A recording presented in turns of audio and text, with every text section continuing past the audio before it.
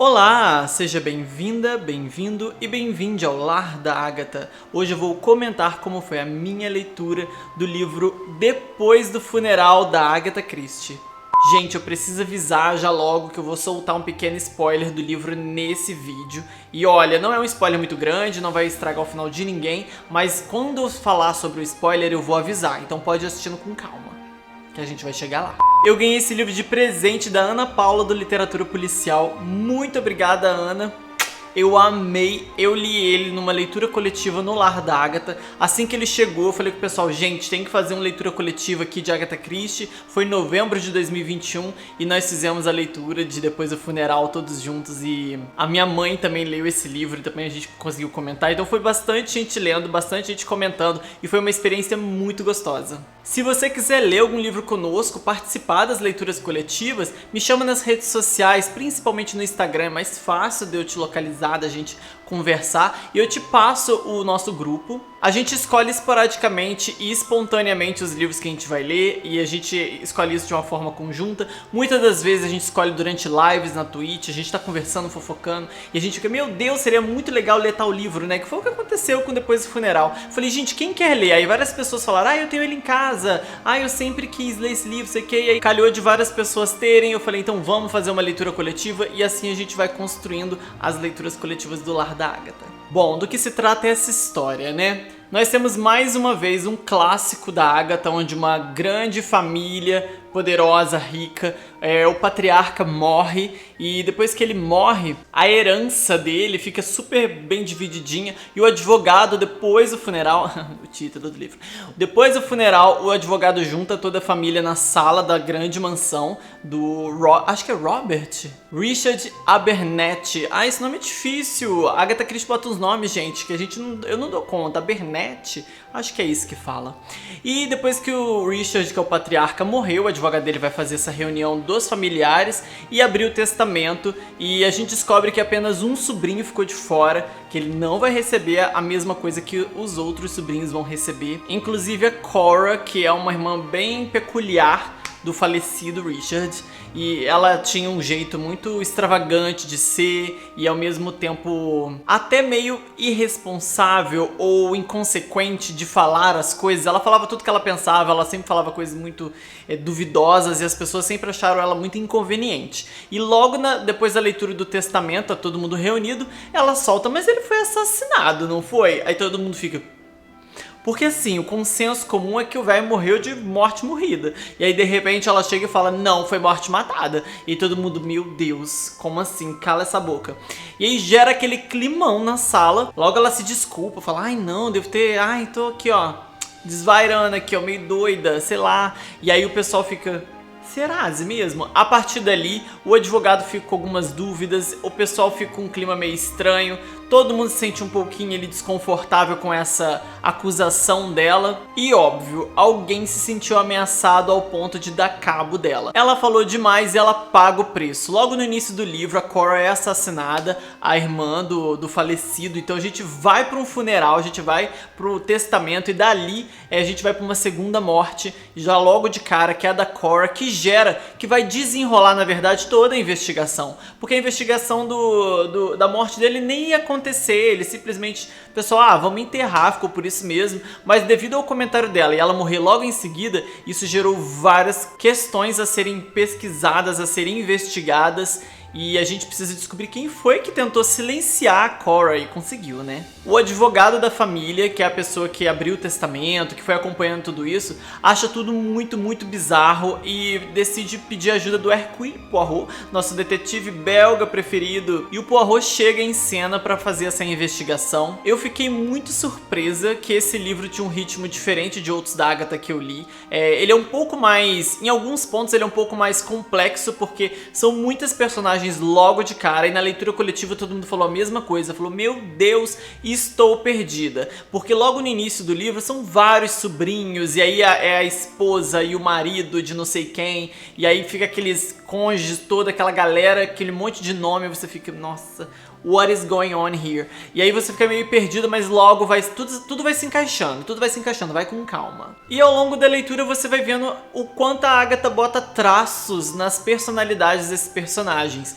E isso é muito legal porque através do que eles desejam fazer com o dinheiro, com a herança que eles receberam, através da forma como eles reagem à morte da Cora e todas essas coisas, né, entre si. E tudo é muito teatral a um certo ponto. Você começa a falar assim, quem será que tá realmente sendo sincero aqui? Quem tá escondendo algo? E a investigação fica muito intensa. Eu desconfiei de várias pessoas, muitas pessoas foram duvidosas, e a Agatha tem muito disso. Às vezes tem um motivo principal do crime principal, do assassinato, mas existem outros rabos presos nessa história, e pode não ser a situação principal, mas a pessoa acaba agindo estranho por causa disso também. Então ao longo da história você vai descobrindo outros podres, você fica...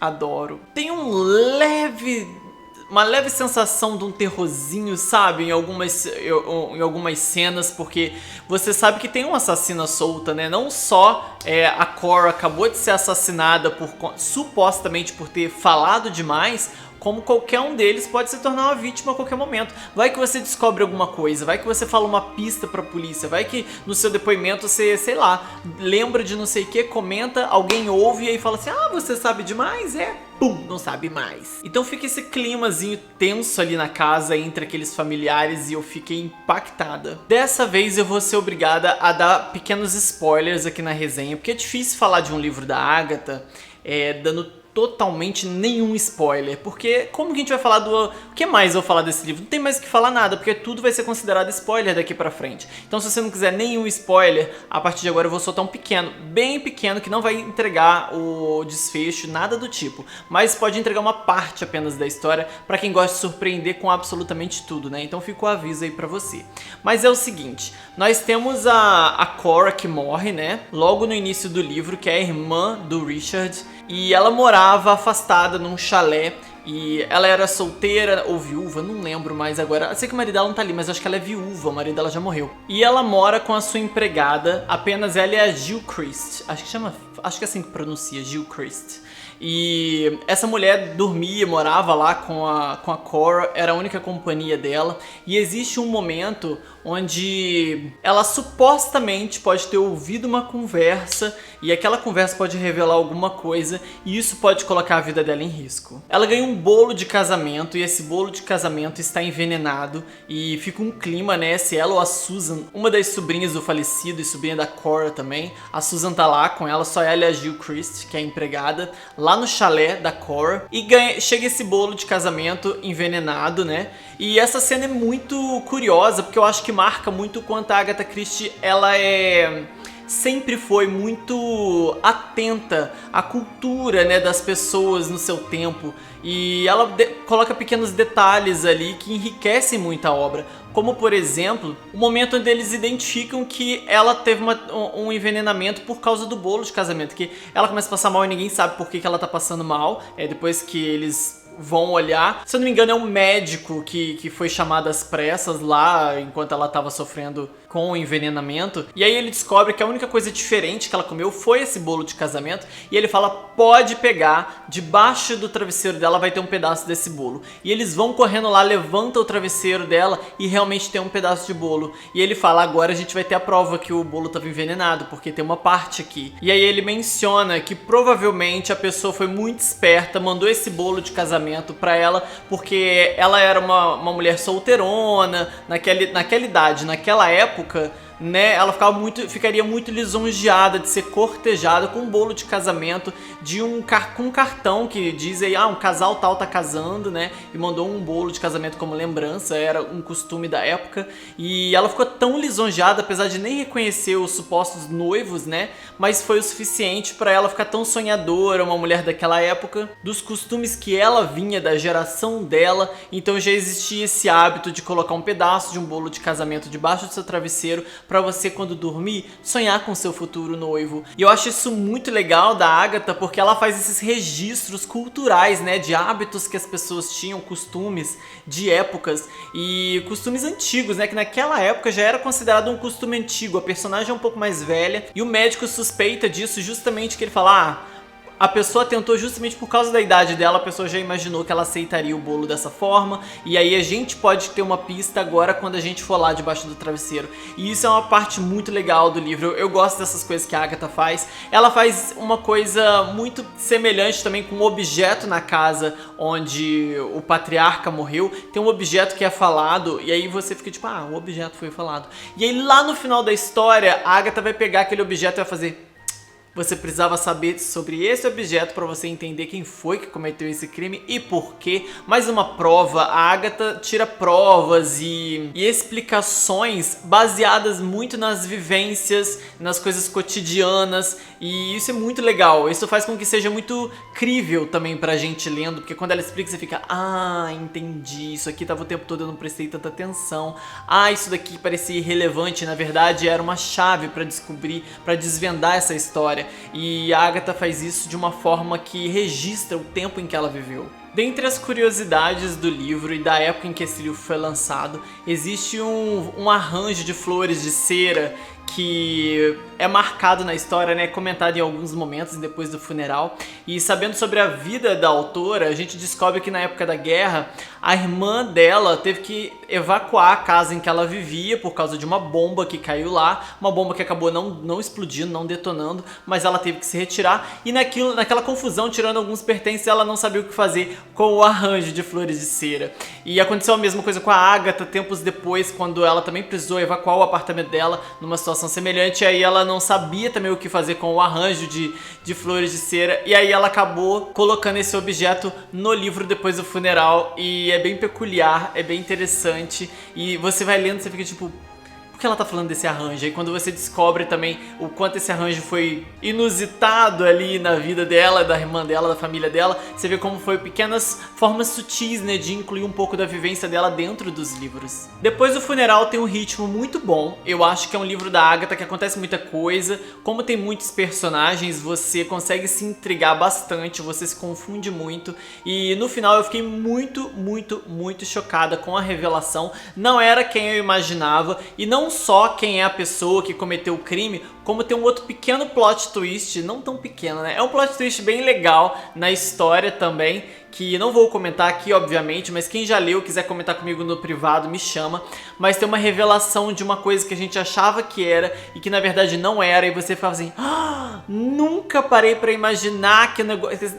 tava muito passada, fiquei. O livro tem aquele ritmo de que no final tá todo mundo nervoso, todo mundo assim, meu Deus, descobre logo quem foi, porque esse inferno não acaba de investigação, o pessoal tá com os nervos à flor da pele, o pessoal quer usar a herança, quer gastar o dinheiro, e medo de ser preso, medo de perder o dinheiro, você fica assim, meu Deus, quem foi?